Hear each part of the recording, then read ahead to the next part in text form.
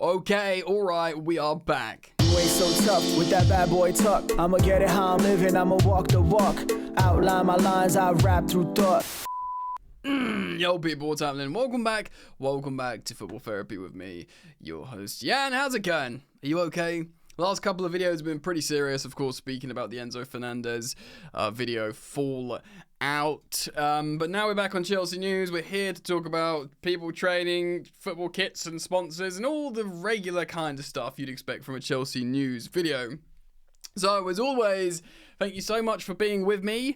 I love you all very much, and I'm happy you're here. If you do want to support the content, you're most welcome to. Easy, mate. Drop a like on the video. Subscribe if you want to. Hit the sweet, sweet bell if you choose to. And let's get into it. Okay, very, very quickly, just to put a bow on this, the Enzo Fernandez thing, he obviously did the public apology. I pinned the Chelsea statement in the previous video that they're doing some sort of disciplinary thing with him. It's speculated that he will pay a fine. Matt Law released an article saying he's apologized directly, internally in Chelsea to his teammates. To be honest, not even the ones that are affected, he should just apologise to everyone because it's a bad look on, obviously more importantly to the French teammates, to the black teammates, but of course, you know, if I played for Chelsea, which would be a dream, a bit past that now sadly, and someone did that representing my club, I'd be very, very upset. Anyway, we'll see what happens. Looks like they've drawn a line under it, but he'll have to do a lot of he's got a lot of making up to do and prove that he's learned that that's wrong, etc. And it's up to the other guys to forgive him. So we'll see what happens there. Just need to sneeze, so I'm going to pause recording. How frustrating. I lost it. I didn't sneeze. Yeah, pour one out for my miss sneeze. We are going to talk about the kit in a moment. Well, the sponsor. I did speak personally how I think this kind of kit, I'm not a biggest fan. I'm not a hater, but I just don't necessarily think it's the best kit ever. And I think it's a rare instance where we'd do probably better to have a sponsor on it. We'll speak about the kit in a moment. But look who's training! Marc Guiu has joined pre-season, which is big. I think it's exciting.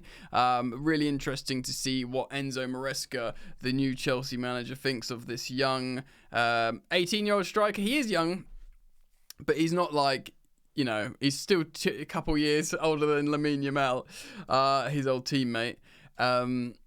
Yes, he is big, tall, strong. He's the kind of like build that's good for the Premier League. I just wonder. I'm very intrigued to see what Maresca says, because Maresca might say, actually, he's really impressive. Let's use him. Let's use him in the first team.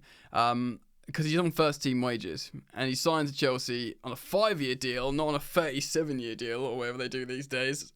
Kind of like, yeah, we're gonna look to utilize you here. I was kind of both him and Renato Vega are training now. Again, not the highest of profiles of signings, but exciting signings, and very intrigued to see if they both can impress the Chelsea manager in pre-season. Because if they can, then good times ahead, hopefully. All right, another thing. Right, so before we talk about the sponsor, let's talk about the Chelsea kit a little bit. Right, the Chelsea kit, not the greatest, not the best. This is my opinion. What's the best way to sell the Chelsea kit? Ding! I mean, they've got me there. Stick Eden Hazard in it. That beautiful boy. And we all, you know, it's a smart move. I saw the video of him walking around Stamford Bridge. It's super, like, it's quite cringe and staged with, like, you know, the exchanges. But, like, where it's still Eden Hazard back at Cobham. Beautiful stuff. I'd just somehow find a way to give him a job at Chelsea. Come work at Chelsea. I thought I'd caught the sun, bearing in mind I'm behind studio lights here, but I thought I'd caught the sun a bit. But next to Madrid sun-kissed Eden Hazard, I look like a pale ghost, bro. Yeah, lovely to see Eden Hazard back at Chelsea. I would just give him a job in any capacity. Obviously, you can't imagine he'd have the same welcome back at the Bernabeu at Real Madrid. They'd probably be like, get out of here. But over here, mate, he's always welcome back. Welcome back. So please, Eden, work at Chelsea. Get a job at Chelsea somehow. Probably doesn't need the money, but just as a vibes man. Hang out. All right, we're going to talk about sponsor, of course. It's happening again. It's happening again. Oh god, the Tottenham chant for us. Still not got a front of shirt sponsor going into next season. Of course, we're not starting the season for a few weeks still, so there's time to sort it out. But we cannot begin the campaign again without a sponsor on the shirt. It's just silly.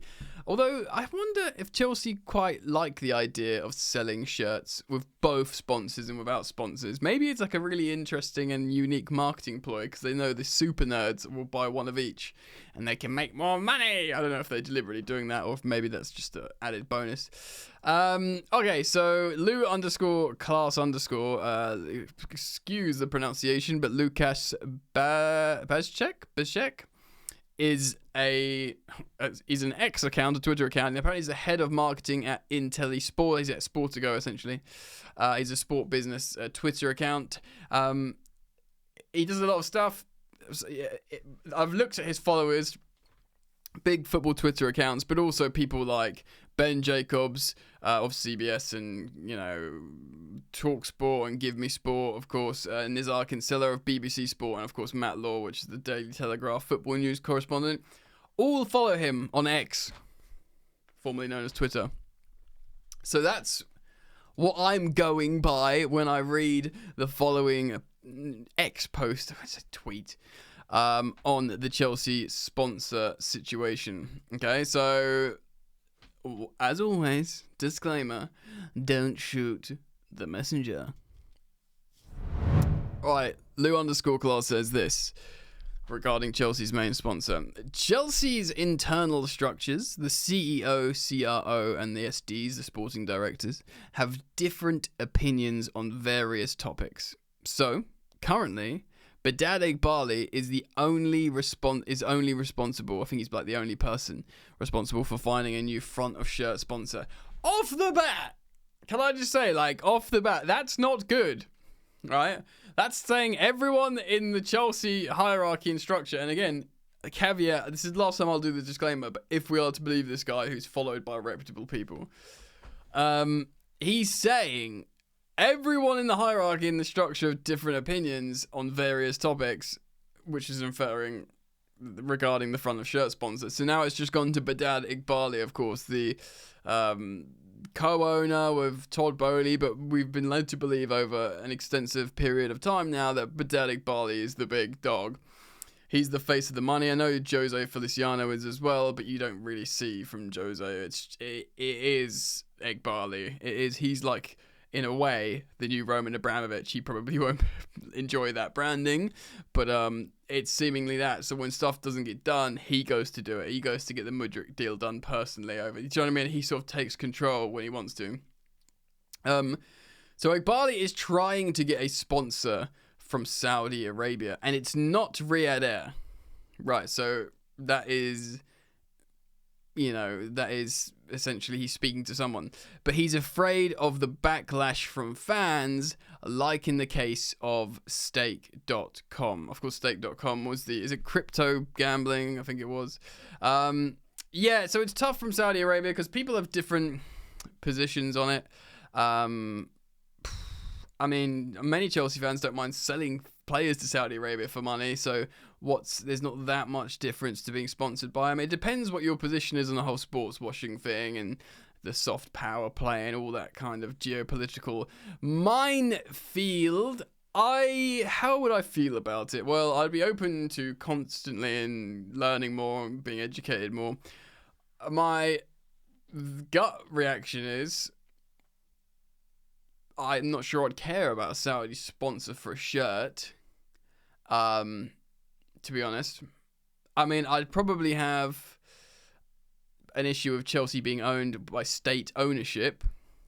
But yeah, and look, and I've been very, very clear that Stake.com, I do not want a gambling sponsor on the front of the shirt. And by the way, that in a couple of years, aren't the rules changing so you can't even have that anymore correctly, by the way, right then?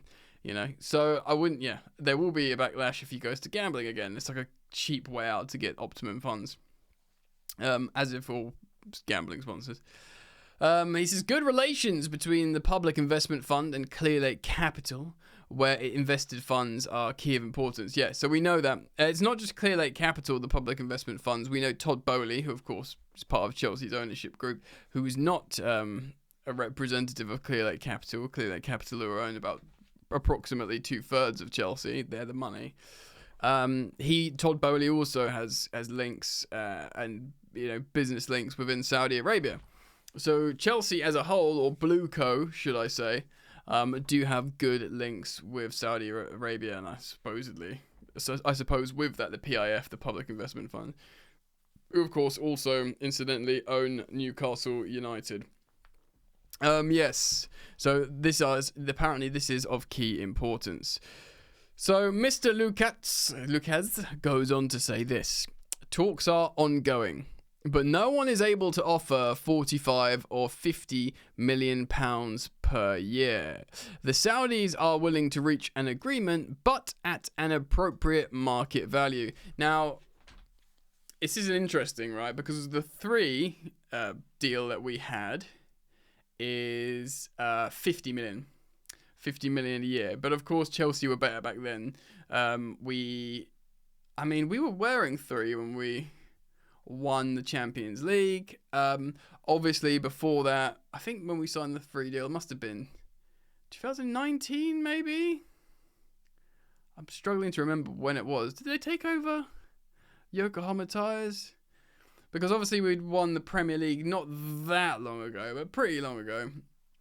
Anyway, £50 million a year. Chelsea, of course, are a couple of things you got to consider, and this is just me speculating to a degree, but of course we're just not as high profile at the moment in terms of the immediate sense as we were back then in terms of winning Premier Leagues, always in the Champions League. We're in the Conference League. We're not even in Europa. Had we been in Europa, that might have been a stronger, bargaining chip, as it were, but we're not any of those things. And also, and this is just me speculating to a degree, I do think there is a lot of brand exposure development with these new South American players, this, that, and the other, that will work in the long term for Chelsea.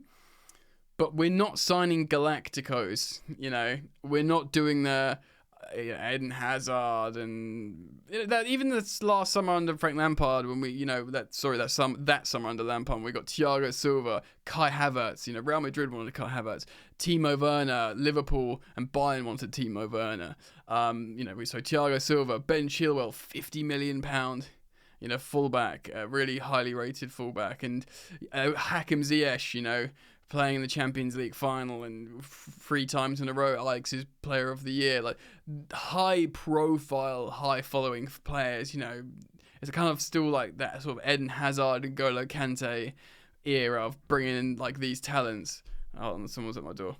Apologies about that. Yeah, so essentially, Chelsea don't have the Galacticos, which would be probably more brand exposure. Again, I'm speculating to a degree, but like I feel like that's important, to like have these high profile players with the sponsor on there, for the deal is worth more money. So no one is able to offer 45 to 50 million pounds per year, which is what Chelsea want. Remember, Chelsea, the new owners came into Chelsea saying, Chelsea are really undervaluing themselves in the market. They're not generating, optimizing their revenue. It looks like here they have to regress in terms of demands. I think Infinite Athlete was 40 million per year.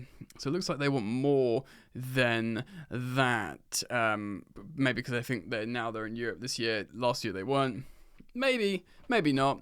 Let's read on. Riyadh Air's offer was significantly lower than the club's expectations. Juventus are struggling with a similar problem, as it did not agree to the carrier's offer of €20 million per year as a long-term contract. €20 million, that's like, £17.5 million per year?